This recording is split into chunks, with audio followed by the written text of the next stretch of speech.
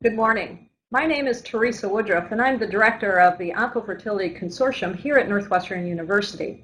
And today we'd like to describe to you the technical terms for using a new web-based program that will allow you to bring authoritative reproductive language to any of your web resources, including websites, blogs, Twitter feeds, and other utilities that you have when you use reproductive language on the web. This program is funded by the Center for Reproductive Research, which is one of the specialized cooperative center programs funded through the National Institutes of Child Health and Human Development. So our goal when we established the Repropedia was to come up with a reproductive-focused lexicon that would allow us to provide to the lay public words that could be used to understand better reproductive health and biology. What we recognized was that we lacked an authoritative and comprehensive resource that allowed us to communicate adequately to the public these terminologies that are so important to their health. And we particularly recognize this as we move beyond web-based interfaces to blogs and Twitter feeds, where we use very short, pithy descriptions of work, yet need to still have those definitions available for people to understand these terms. We wanted to make a resource that allowed those terms to be accurately defined, to be original information, to be very concise, so very short, and fairly jargon-free in order to, again, allow this science to be communicated in a lay manner that could be easily understood. So, for example, on the last slide, what we have are a series of definitions that might be found within the Repropedia. For example, acrosome, or gender, or stromal cells. These are terms that you might find on a website that has to do with reproductive health, and you might come across those in common language, but may have a question about what they actually mean. So each of these words is given a very formal description, but again, it's fairly jargon-free and is meant to be for the lay public.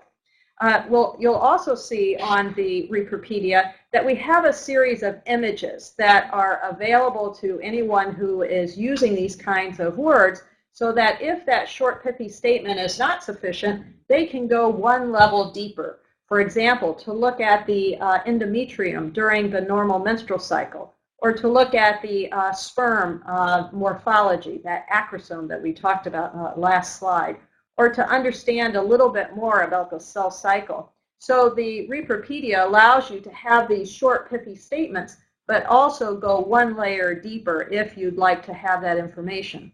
In addition to these images, we have a series of videos that are presented by authoritative resources within their particular field, so that a person coming to this website can get that personal definition from, for example, a gynecologist who's a physician who's interested in healthcare of women, particularly in the area of the reproductive system. And to add additional information, you can click on, for example, this particular video that will give you more details on what that profession is really like. So those represent some of the main aspects of the Repropedia. We then also have a free text box system where if you have a question or a term, or if you have a word that is showing up in one of your blogs or on your website that you'd like to have inserted into the Repropedia, you can in fact put that into this Ask an Expert site, and those terms will be defined and put on the Repropedia. We have an expert board that looks through all of our materials to ensure that we have, again, the authoritative information on each of the words that's fairly jargon-free so that anyone can understand these terms. And our editorial board consists of reproductive scientists and clinicians who span really the globe, so that we have that global perspective on each of these terms and to identify words as they emerge and use them within the parlance of, for example, different communities. We then also built into this resource something that I think all of you will really appreciate. And that is a term that I was unfamiliar with when we started this work, but it's called the Semantic Web. And what this allows you to do is link the Repropedia directly to your website or blog, and the terms that are found in the Repropedia will now be highlighted or called out within your particular blog post. This allows you to then write that post with all the words without a great deal of parenthetical definitions, and the individual who's reading your post might think they understand what a term means, but by simply hovering over that term, a call-out box will immediately pop up above your blog post, and they can see and kind of check that information very quickly for themselves. That gives your reader the confidence that they understand the context and the content of that particular, for example, blog post. It also allows that reader to stay within the context of your website or your blog post. They don't move out to the Repropedia and then have to come back. They simply hover, that call-out box pops up, and then they go back to reading the remaining post. We think this is the most easy way of communicating information relatively easily to the broadest possible audience. And so today we will be describing to you how you can link your website to this particular Repropedia resource. So on the final slide, before I turn it over to the technical experts who will guide you through this particular linking process, if you yourself are actually interested in the Repropedia, you can certainly, or members of your larger team, can contribute a term or definition or an original photo or some diagram for your research and provide that to the Repropedia editorial team. You can also provide to us a video definition in order for us to develop further the content that we have within this very deep resource. You can use the Repropedia as an educational resource for your students. It allows them to have a very rapid way of understanding terms fairly easily. And then finally, you can subscribe to the API, and again, that's what you'll be hearing about today, so that you can link your website to this resource. And if there are those of you after this talk who want to find out more, you can come to the Oncofertility website and ask the question there, send an email to our oncofertility@northwestern.edu email address, and we can further link you to the individuals who can help you link the Repropedia to your web resource. So that concludes my introduction to the Repropedia. I hope it gives you a fairly broad set of information about what this resource is. Please link to repropedia.org to have a little bit more of detailed information about the kinds of words and terms that you will find there.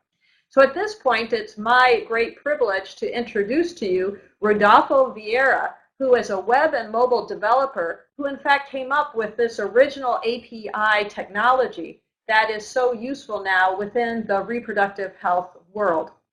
And so, Rodolfo, I very much welcome you here to our stage, and we're delighted that you have participated with us in developing this, web service. And I'd like to turn it now over to you so that you can describe how our audience can use this API in their own web and blog environment. That's exactly it. Thank you very much. So, we'll switch here. So, the Repropedia API and JavaScript. So, a lot of the things that Teresa was describing, including the glossary, the tooltips, the ability to have rich media, images and video, collaboration from all over the world, that made us think about what will be the best solution to showcase what Repropedia is. So having an API was one of the first ideas we came with. One of the nice things about API is that you can offer any other website, all the contents of Repropedia, without having to know anything about their website. In this particular case, it becomes platform agnostic. So we'll guide you through the overview of how to get Repropedia tooltips integrated in your website. So from the developer portal, and this is repropedia.org/developers, then you have getting started. One of the first things you want to do is create an account in the site. This is a fairly standard process so far. Then you have one key component here. You need to create an OAuth consumer, and this ensures that you have an API key that you can use for Repropedia. Currently, we do not enforce the keys. We just use it for identification purposes. And at some point, if there is abuse of the API, we can always restrict access to that. And this will always allow us to offer metrics and show you how much Repropedia is being used in your website. So in this screen, you can define your application. The consumer name is a user-friendly name for your application.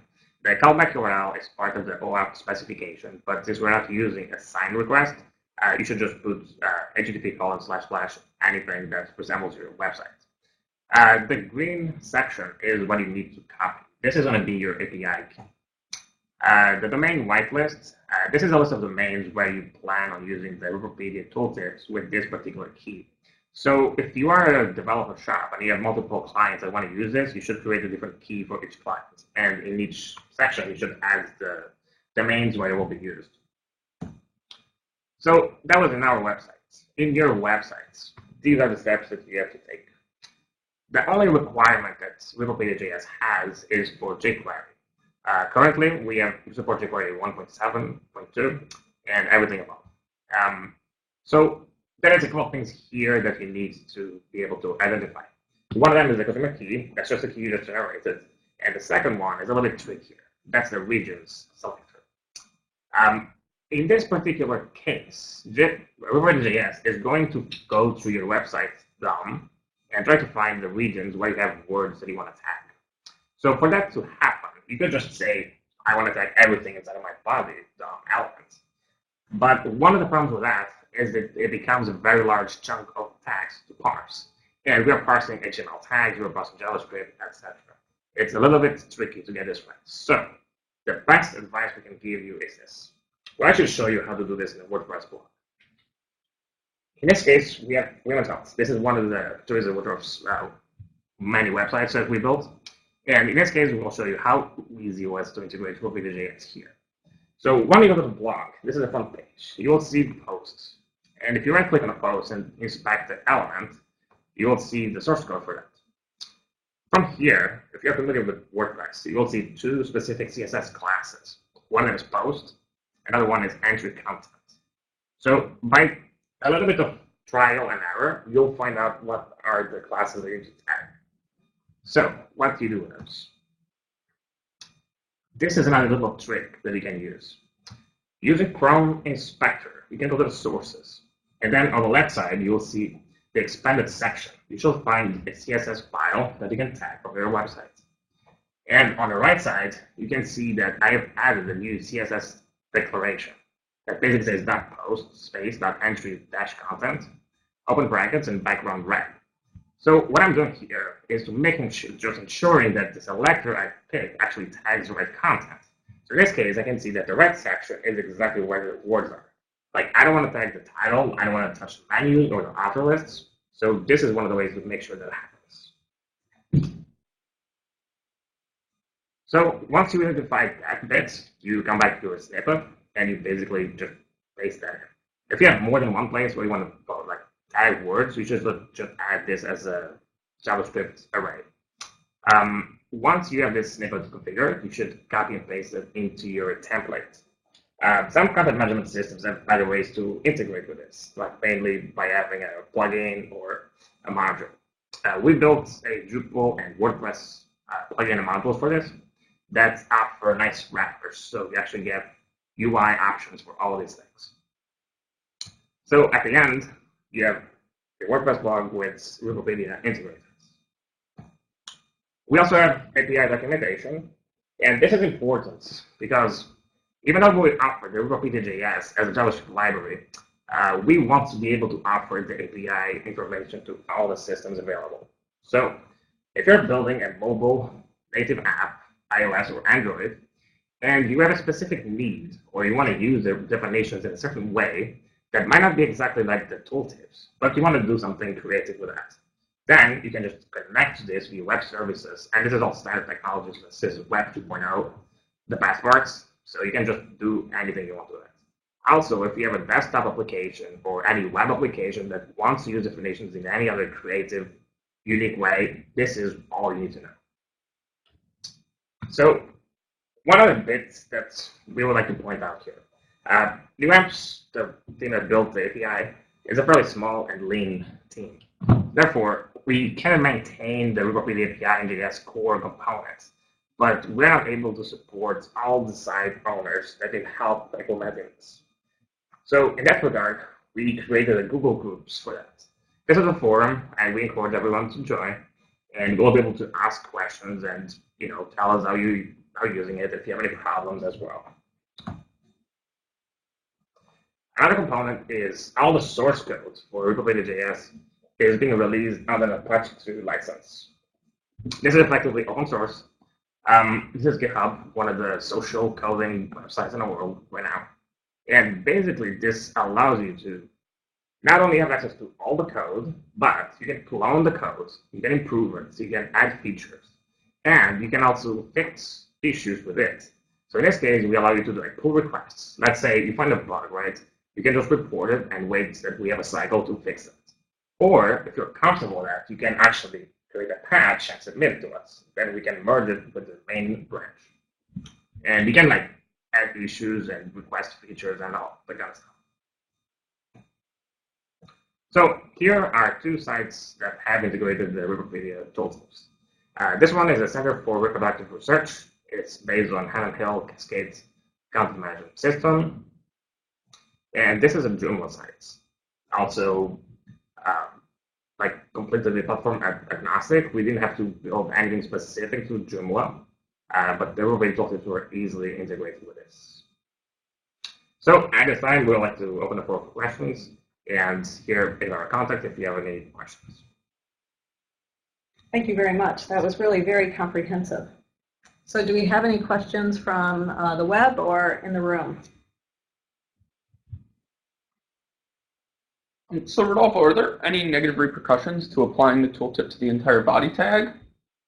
Yes. So the Repropedia.js has a parser that goes through the DOM structure and tries to find those words. One issue that you have, as it becomes, you can either have a recursive parser that keeps filtering the same stuff until it finds the right words. And the problem with that is if you have a complex DOM tree or a DOM tree that is dynamically changing by JavaScript DOM manipulations, you might get stuck or not get the results you're expecting.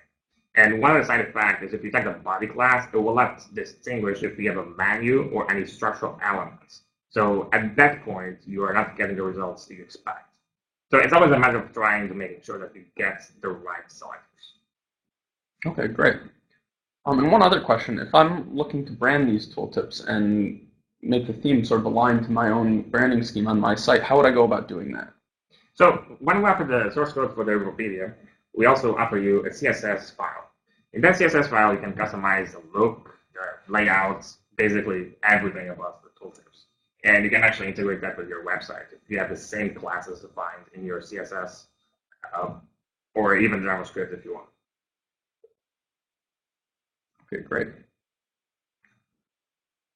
And another question, if I'm developing Android and iOS apps, how can I utilize the RESTful API within my application? So that's a very interesting question because even though we offer the Repropedia.js component, that's JavaScript, HTML5, you can always use Repropedia API as a web service endpoint in that case. So any application that you want to build can be Java, iOS, etc. You can just use normal standard services and fetch all the data you need for that.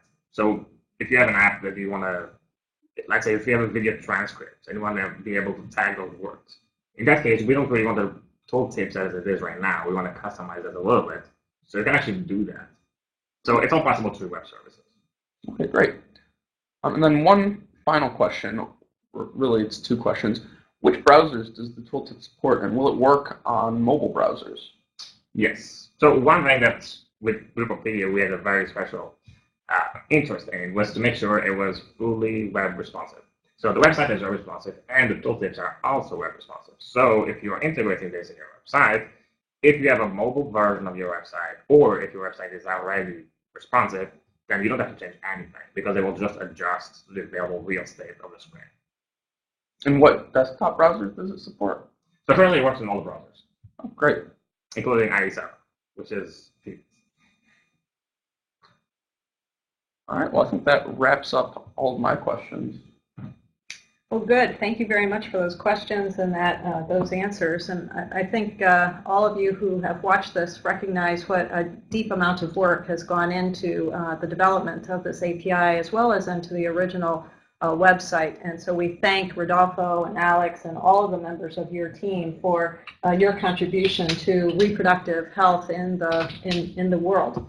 And we also thank the editorial board who have worked on the definitions that are found throughout the Repropedia, the reproductive lexicon, and we hope all of you use this tool effectively, both for linking to existing websites as well as to emerging websites as those become developed. As we stated, our goal is to really be as open as possible, so these are open source materials, and we look forward to hearing from you about your use of the API as well as the Repropedia, and any questions or recommendations that you might have for improving this particular resource. So once again, thank you very much for this presentation, and thank you all for watching this particular informational online material.